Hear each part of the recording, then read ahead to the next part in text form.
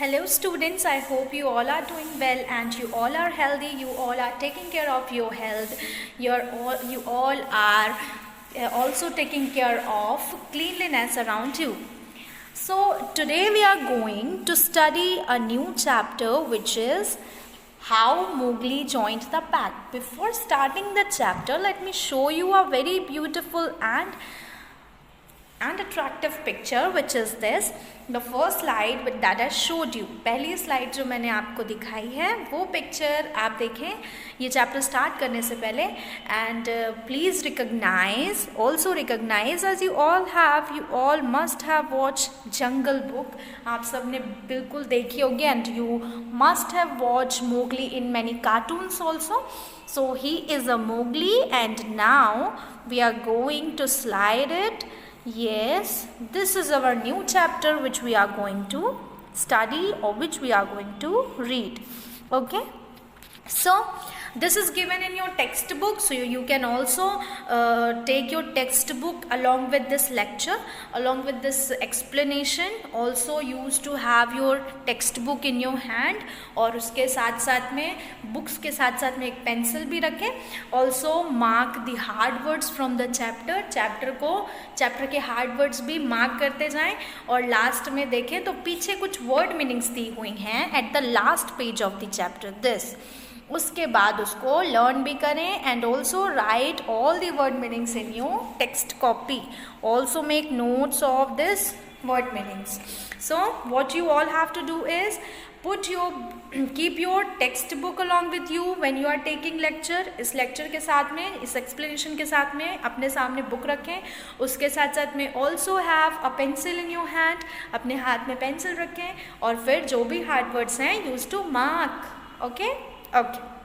From the first line of the chapter, I am going to explain you para by para because this is a kind of story. तो हम इसको para by para पढ़ेंगे, ठीक है. Most of you must have heard of Mowgli, the little boy who was brought up by wolves. Do you know how he came to be part of the wolf pack? अब आप सब लोग बिल्कुल Mowgli को जानते हैं. You must have read and studied about Mowgli and must have watched on many cartoons to Mowgli. लेकिन क्या जानते हो कि मोगली जो है वो जंगल बुक में आया कैसे? I mean जंगल में आया कैसे? वो कैसे अपने जंगली फ्रेंड्स के पास आया, राइट? तो how he made animals his friends, ये हम जानेंगे इस चैप्टर में. A couple of wolves lived with their 4 cubs in a cave in the Seeonee Hills.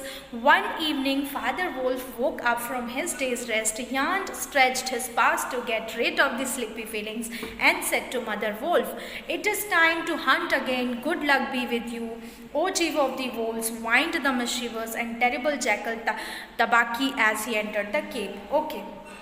अब कपल ऑफ वोल्व्स यानी 2 वोल्व्स हैं. वोल्व्स क्या होते हैं? भेड़िए, है ना, जानते हो. तो वोल्व्स हैं वो जो है लिव्ड विद देयर 4 cubs इन अ केव, अपने 4 बच्चों के साथ एक केव जो कि Seoni hill is a place, Seoni हिल में था, उसके साथ में वो रहते थे. ये देखिए यहाँ पर जो है दिया हुआ है Seoni hill. Where is Seoni hill? ये here it is, right, Seoni hill. तो सियोनी हिल जो है वहाँ पर सियोनी हिल पर रहते थे विद हिज 4 cubs. कपल रहते थे, 2 कपल यानी 2 हस्बैंड एंड वाइफ रहते थे अपने 4 cubs यानी बच्चों के साथ में. तो वो क्या होता है, one evening Father Wolf woke up from his early rest, from his day's rest. तो एक दिन क्या होता है, डेज अपने दिन का आराम करके उठते हैं फादर यानी जो पिता हैं वो उठते हैं और yawn stretched this paws to get rid of this sleepy feeling. और जो नींद आ रही होती है, हम भी उठ के अंगड़ाई लेते हैं तो वैसे वे वो भी अंगड़ाई लेते हैं. He also use to yawn, बहुत ज़ोर से उबासी लेते हैं और स्ट्रेच करते हैं अपने पास को ताकि वो आराम से जो स्लीपी फीलिंग है उससे दूर हो सके, है ना, उसको हटाने के लिए. And said to Mother Wolf, it is time to hunt again. और कहते हैं मदर वोल्फ से कि अब चलो वापस से शिकार करने का टाइम आ गया है. Good luck be with you, O chief of the wolves, whined the mischievous and terrible jackal Tabaki as he entered the cave. और इसी बीच तबाकी जो है वो तीसरा कैरेक्टर है। इसमें कैरेक्टर्स अभी कौन कौन से थे? पहले फादर, दूसरी मदर यानी हस्बैंड वाइफ थे, फिर तबाकी जो है वो आया। वो अब कौन है वो आपको आगे पता चलेगा स्टोरी में। तो तबाकी एंटर्ड द केव, और जैसे ही उसने कहा this is a time to hunt again, अब दोबारा से शिकार करने का टाइम आ गया, तो क्या होता है? तबाकी की एंट्री होती है। And as the Tabaqui entered, वो कहता है कि आपके साथ आपको बहुत बड़ा गुड लक, कि हाँ आप अगर जा रहे हैं चीफ ऑफ वोल्व्स, यानी उनको फादर को कहता है कि आप चीफ ऑफ वोल्व्स हैं, सबके चीफ हैं, हेड हैं, और आपको मैं गुड लक बोलता हूँ, तो अब आप जा रहे हैं शिकार पर। तो Tabaqui then upset father and mother wolf by saying spitefully that Shere Khan the tiger living near the Waingunga river had shifted his hunting grounds to the hills. Okay, so what did Tabaqui do? Tabaqui बाद एक इंफॉर्मेशन देता है किनको? मदर फादर को, मतलब जो pair था उनको, that Tabaqui then upset father and Mother Wolf, अपनी मदर एंड फादर को वो अपसेट कर देता है। क्या कहते हुए? That Shere Khan the tiger living near the Waingunga river is, वो कहता है कि जो वेंगोंगा रिवर के पास में शेर खान रहता है। हु इज शेर खान? शेर खान इज अ लायन। तो लायन के लिए कहता है कि शेर खान जो टाइगर, शेर खान जो है वो टाइगर है। वो कहता है कि वेंगोंगा रिवर में had shifted his hunting grounds to the hill, अपना हंटिंग ग्राउंड यानी जहाँ पर वो शिकार करता था वो प्लेस उसने चेंज कर लिया है। Father wolf said angrily, by the law of the jungle शेर Khan has no right to change his quarters without due warning.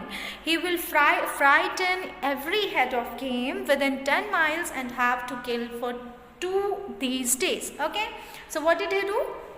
कहता है कि अगर उसने ऐसा किया है, if he have change the ground of hunting, वो अपने शिकार करने की जगह अगर उसने बदली है तो वैसा नहीं कर सकता, क्योंकि हमारे जंगल का लॉ क्या है?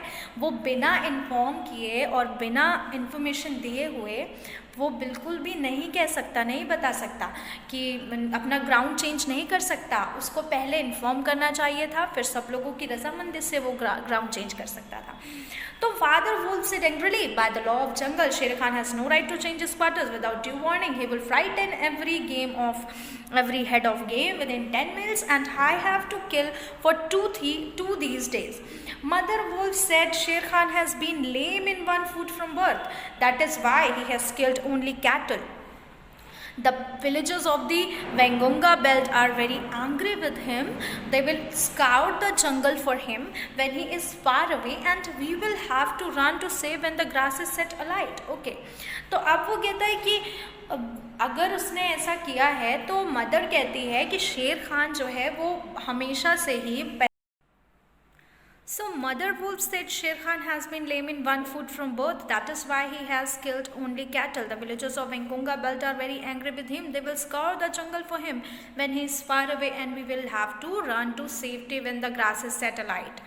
तो कहती है कि मदर वुल्फ कि शेर खान जो है ही यूजुअली हंट द कैटल्स, वो कैटल जो कि थोड़ा वीक होती हैं उन्हें हंट करता है, इसलिए क्योंकि वो थोड़ा सा कमज़ोर हैं, थोड़ा वीक हैं, तो इजीली वो उनको हंट कर सकता है, बिकॉज वो जन्म से ही एक पैर से लंगड़ा है 1 foot लेम, ही इज लेम, वो लंगड़ा है, तो इस वजह से ही यूजुअली टारगेट कैटल्स। तो लेकिन जो विलेजर्स हैं वेंगोंगा के वो उससे बहुत ही ज़्यादा नाराज़ हैं, and they will scour the jungle for him, वो उसको ढूंढने के लिए जंगल में सर्च लगाएंगे, सर्च करेंगे, और जब हमें जो है उसके लिए क्या करना चाहिए, हमें वहाँ से यहाँ से निकल जाना चाहिए, हमको उन ग्रासेस में कहीं पे छिप जाना चाहिए बुशेस के बीच में, ताकि वो हमें ना पकड़ ले जाएं।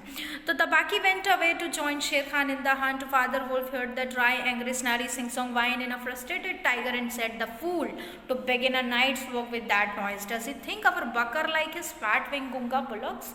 तो अब वो कहता है कि ये जो लायन टाइगर है शेर खान, वो बिल्कुल ही फूल है।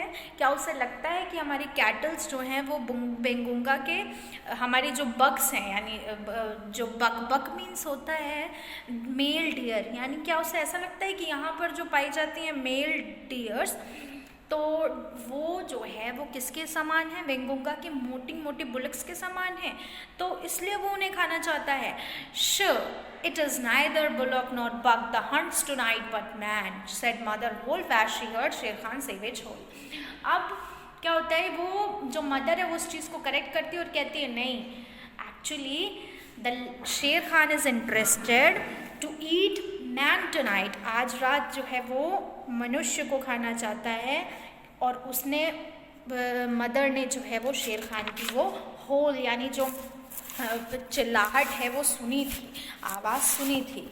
But the law of the jungle forbade every beast to kill and eat men because man killing led to retaliatory hunting of wild animals and man eating made beast angry and toothless. Okay, this is from next chapter, next page. You have to, I'm going to zoom it inside. Yes, I'm zooming it like this.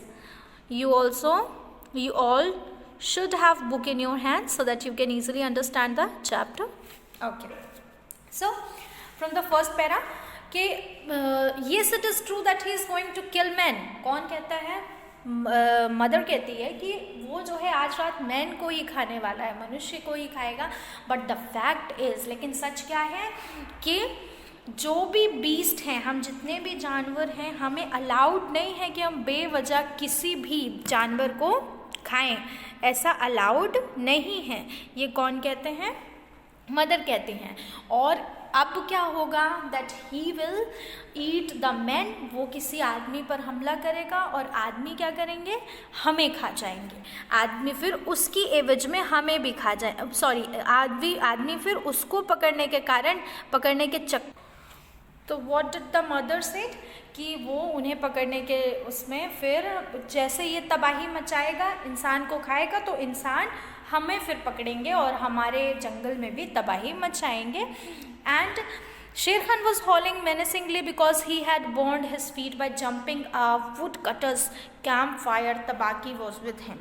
अब शेर खान जो है, रात की ही बात है, उस समय वो चल रहा होता है और बड़ा ही चिल्लाता रहता है, ज़ोर ज़ोर से चिल्लाता है और गुस्से से चिल्लाता है। क्यों? क्योंकि उसको तकलीफ़ होती है, दर्द होता है। ही वॉज हॉलिंग मेनेसिंगली, मतलब he was crying and angry and showing his anger because he has burned his leg. अपने फूड्स को उसने वुड कटर कैंप फायर में जंप करते वक्त जला लिया था, ताकि उसके साथ में ही था। So soon the bushes rustled a little and Father Wolf saw in front of him a naked brown baby who could just walk. He looked up into Father Wolf's face and laughed. Is that a man's cub? Now what happened? बहुत ही खूबसूरत सा scene होता है कि जो bushes हैं उनसे थोड़ी सी, bushes means होता है झाड़ियाँ, झाड़ियों से थोड़ी सी आवाज़ आती है और वो आवाज़ किस चीज़ की होती है? And Father Wolf saw in front of him a naked brown baby, एक छोटा सा ब्राउन कलर का छोटा सा बिना कपड़ों का एक बच्चा पड़ा होता है, छोटा सा। तो वो उसको उठाता है और थोड़ा सा हल्के से हंसते हुए कहता है, क्या ये इंसान का बच्चा है? Said Mother Wolf. कौन कहता है? मदर वुल्फ कहती हैं, क्या ये इंसान का बच्चा है? I have never seen one, मैंने कभी नहीं देखा है, उसको यहाँ ले आओ। Father wolf push the little baby towards four cub. Father mother wolf were delighted to see him sitting fearlessly with their cubs and sharing a meal with him. Father और मदर वुल्फ जो हैं वो बहुत खुश होते हैं उस बच्चे को अपने पास लाके, और वो लोग कुछ खाते हैं जो उसको भी खिलाते हैं। एट दैट एवरी मोमेंट शेर खान एंटर्ड द केव, और उसी टाइम पर शेर खान आता है। शेर खान जैसे ही केव में एंटर करता है, as the time Shere Khan entered into the cave with Tabaqui and demanded the little baby as his quarry. अब वो कहता है कि क्वेरे का मतलब होता है अधिकार। तो अपने अधिकार जताते हुए शेर खान कहता है कि I want this little baby, मुझे ये बच्चा दे दो। ठीक है, तो अब जो है वोल्व्स कहते हैं कि वोल्व्स बहुत ही फ्री पीपल्स होते हैं। ठीक है, उन्हें कोई बता नहीं सकता कि हमें क्या करना है क्या नहीं करना। They take orders from the head of pack. हम सिर्फ अपनी कॉम यानी जो जितने भी वोल्व्स हैं वो अपनी कॉम के हेड, तो we take orders from head of the pack, not from you, we do not take orders from you.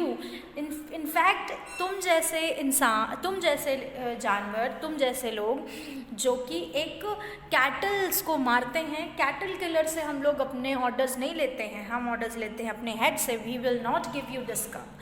When Sher Khan insisted on getting the baby as his rightful quarry, Mother Wolf sprang forward and said, "The man's cub is mine, lame one.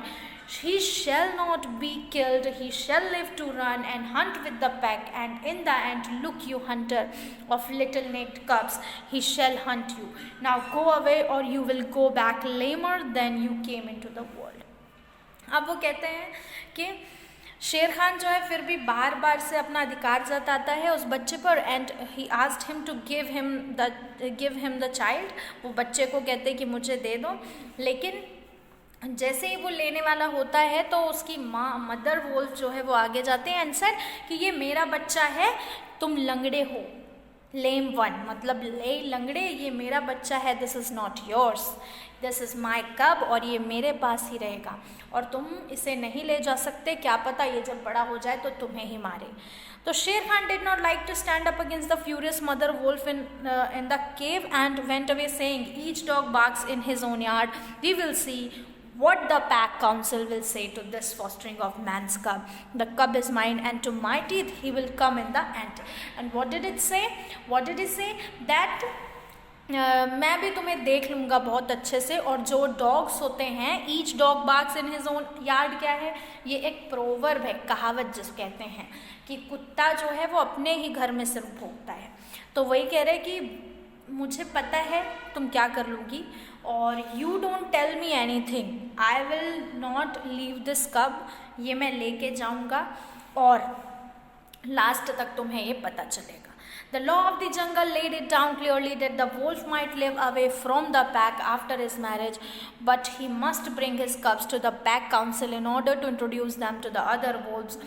After that introduction, the cubs were free to run wherever they liked, and until they had killed their first buck, no excuse was accepted if a grown-up wolf killed one of them. The punishment was death where the murder could be found. Okay.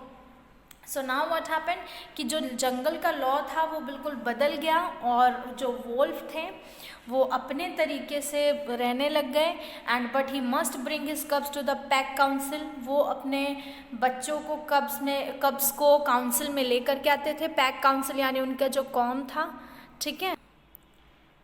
So what did he do after that introduction. अब क्या होता है कि Wolff जो है वो उनको उस बच्चे को एक्सेप्ट करता है और उस बच्चे को अपनी कॉम से, काउंसिल से इंट्रोड्यूस कराता है जो बाकी वोल्व्स होते हैं उनसे, and wolves also accept him after some time when Father Wolf therefore took the cubs and Mowgli to the pack council meeting. जो फादर कब है वो मोगली और कब्स को जो है साथ में काउंसिल मीटिंग में लेकर के जाता है, पैक की जो काउंसिल मीटिंग होती है, और मीटिंग में जाके वो लोग इंट्रोड्यूस कराते हैं मोगली को सबसे, और वहाँ पर दे मेट अ चेयरमैन मिलते हैं, अकेला चेयरमैन जो काउंसिल के चेयरमैन हैं। तो ही मेट द चेयरमैन अकेला, जिनका नाम है a lone wolf, and he pushed Mowgli into the centre. वो मोगली को सेंटर पे ऐसे पुश करता है, तो मोगली सब लोगों के सामने सेंटर में हंसने लगता है, खेलने लगता है और पत्थरों से खेलता है। Baloo the brown bear who taught the law of jungle to the wolf cubs, and Bagheera the black panther spoke for Mowgli and अर्ग the pack council to permit him to run and hunt with the pack. Okay, so now वो जो हम यहाँ पर अब कहते हैं जिसको एक ट्रेनर, बालू द ब्राउन बियर। बालू जो है वो कौन है? एक ब्राउन बियर है जो वहाँ पर मिलता है काउंसिल मीटिंग में, एंड द बालू ब्राउन बियर सेज कि ये मोगली को प्लीज़ रिक्वेस्ट करते हैं चेयरमैन से कि please allow Mowgli to be here Mowgli को यहाँ अलाउ करिए रहना, और मोगली विल व्हाट, मोगली को अलाउ करिए that Mowgli will combine with us and stay with us, फिर हमारे साथ वो सीखे पढ़े और चीज़ें सिखाता है उनको, क्या क्या चीज़ें, जो भी लॉ ऑफ जंगल्स होते हैं, जंगल में कैसे रहना है, कैसे खेलना है, कैसे मारना है, कैसे शिकार करना है, ये सब चीज़ें सिखाया जाता है। Bagheera also proposed to buy Mowgli's life for the price of a newly killed bull and everyone accepted his proposal. Sher Khan rode still in the night, for he was very angry that Mowgli had not been handed over to him. शेर खान लेकिन अभी भी गुस्सा रहता है कि उसको वो मोगली नहीं मिला, उसको नहीं दिया गया।